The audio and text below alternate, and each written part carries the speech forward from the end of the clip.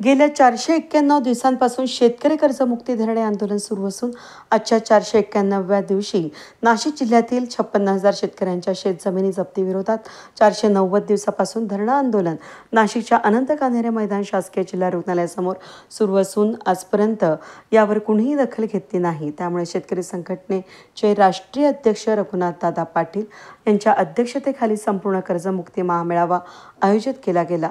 या प्रसंगी शेतकरी संघर्ष समन्वय समितीचे प्रदेशाध्यक्ष भगवान बोराडे यांच्यासह 938 आदिवासी विकास संस्था समितीचे अध्यक्ष कैलास बोराडे, समन्वयक समिती अध्यक्ष दिलीप पाटील यांच्यासह नाशिक जिल्ह्यातील तमाम शेतकरी बांधव बहुसंख्य संख्येने उपस्थित होते। नाशिक जिल्ह्यामध्ये कर्जबाजारी शेतकरी आहेत, बँकेने तगादा लावलेले आहेत आणि ही संख्या प्रचंड मोठी आहे। तर या सगळ्या शेतकऱ्यांनी शेतीचा व्यवसाय केला आणि भारत सरकारच्या धोरणामुळे उत्पादन खर्चही त्यांना मिळालेला नाही आणि म्हणून एका दाण्याचे 1000 दाणे करणारे शेतकरी कर्जबाजारी झालेले आहेत।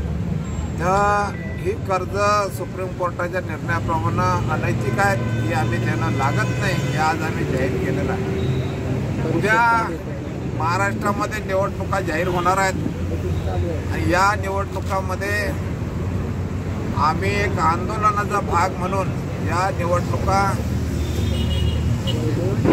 सर्व कर्जबाजारी शेतकरी संपूर्ण कर्जमुक्ती झाली पाहिजे या मुद्द्यावर लढवणार आहोत। आमच्या निवडणुकीचा एक कलमी कार्यक्रम आहे।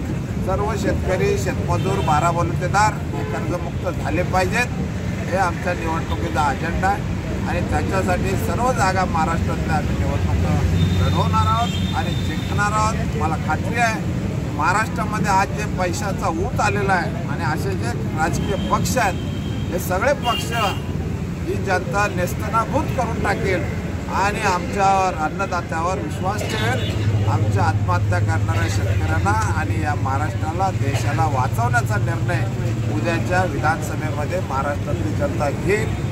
जनआंदोलन उभं राहील असे मला खात्री आहे। उमेदवारांची घोषणा कधी? अजून आचारसंहिता लागली नाही। आचारसंहितेनंतर आम्ही जिल्हावार आता बैठका आमच्या चालू आहे। चंद्रपूरलाही आज बैठक चालू आहे, सगळ्या ठिकाणी आमच्या बैठका चालू आहेत। विदर्भ, मराठवाडा, पश्चिम महाराष्ट्र, उत्तर महाराष्ट्र, कोकण, मुंबईसह सर्व ठिकाणी आमचे उमेदवार उभे राहिलेले दिसतील।